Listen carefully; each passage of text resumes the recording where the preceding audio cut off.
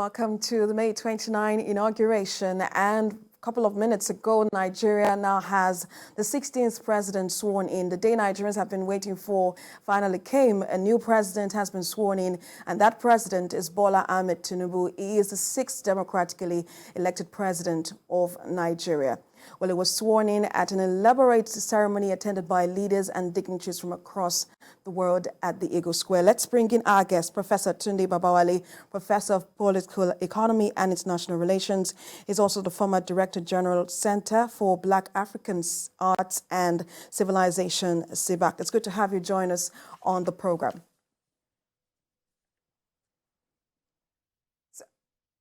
I don't know if you can hear me, but very quickly, let's just get into the inaugural speech of the president.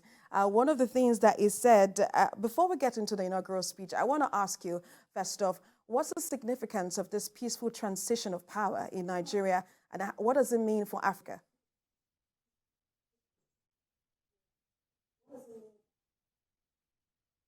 I think this particular transition is significant in many respects.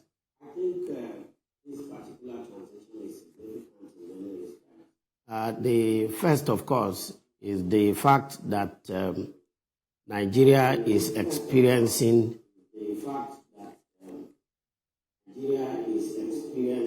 the 7th consecutive transfer of power since the inception of civil rule in 1999. That in itself, as Bola Tinubu himself admitted in his inaugural speech, is an indication that democracy is being consolidated in Nigeria. The other significant implication of what has happened is that for the first time in our history, we have an individual who has been a pro-democracy activist taking over power. That has never happened in our history. That makes it unique in a sense.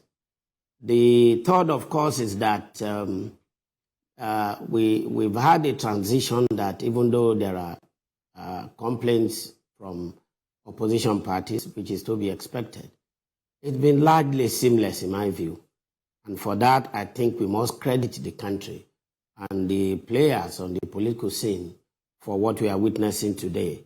It's a new dawn for Nigeria, and we only hope that this new dawn will herald positive dividends, not just to the people, but to the country at large. So there are several expectations, from this administration.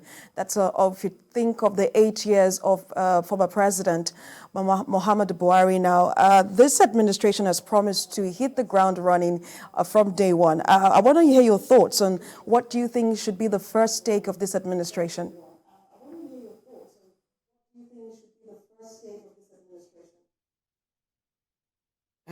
I think the president himself has outlined some of the steps that he will need to take. For me, he has to hit the ground running because of the enormity of the challenges that we face as a people. We are faced with a record level of unemployment, a record level of inflation, record level of indebtedness, and all these are big challenges, even though they are surmountable.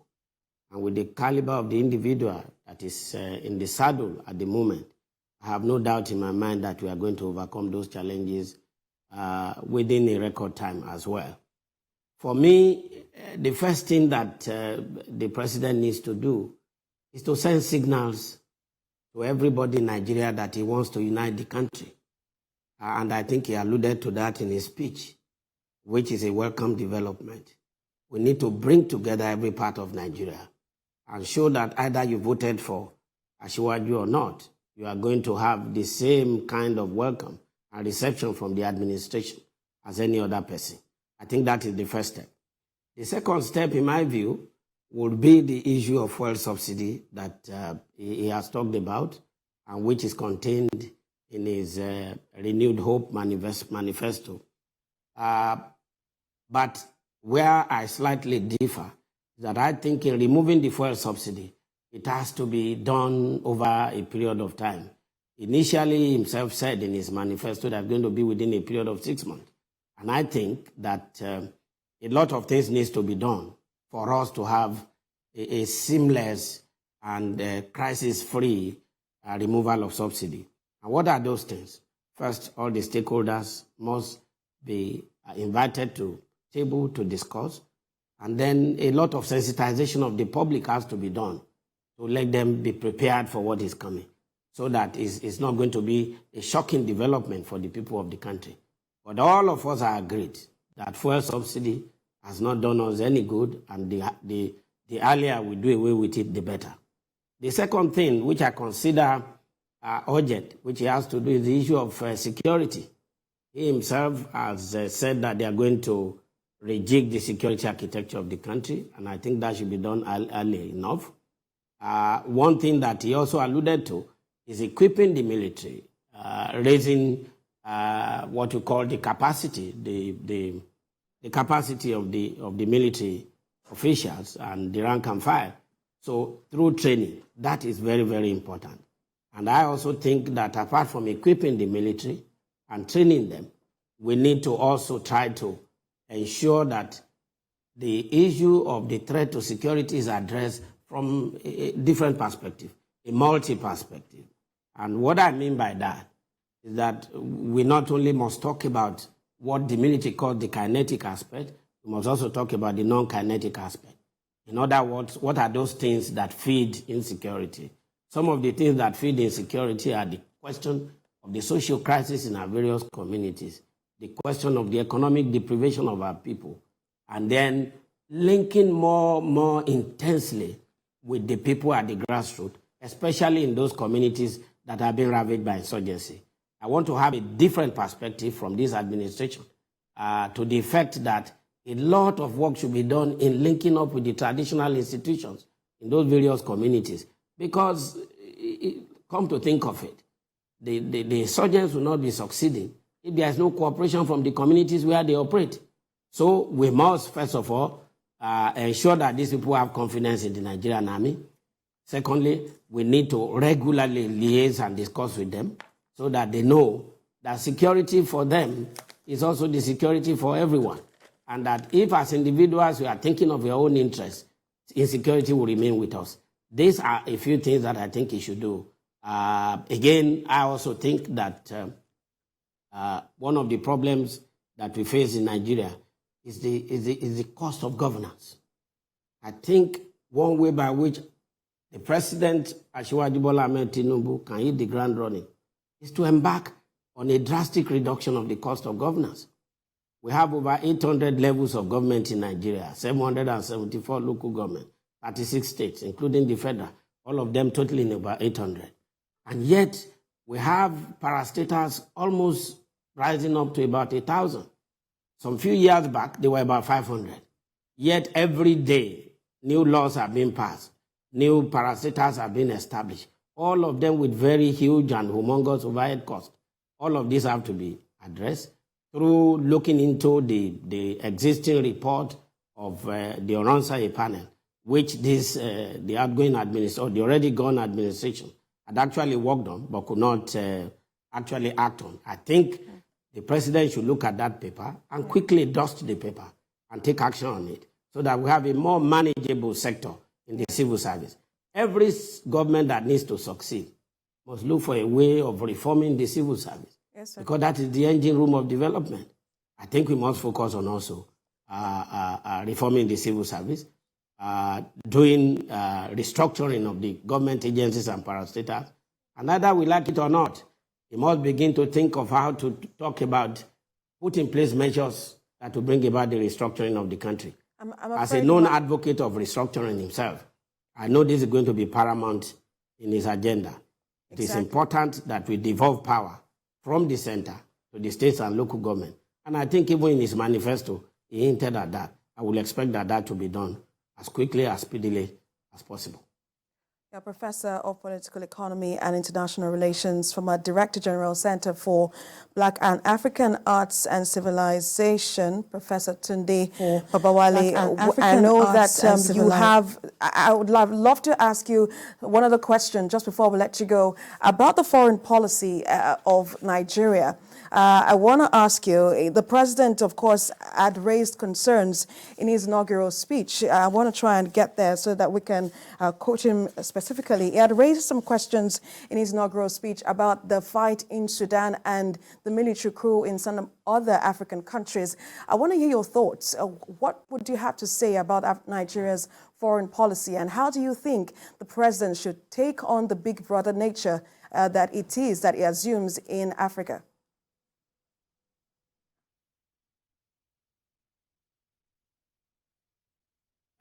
Thank you so much. I think foreign policy is an area where this government needs to do a lot of work.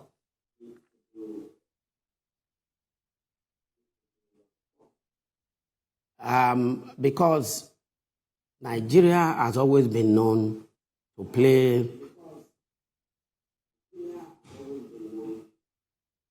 a leadership role in Africa since independence.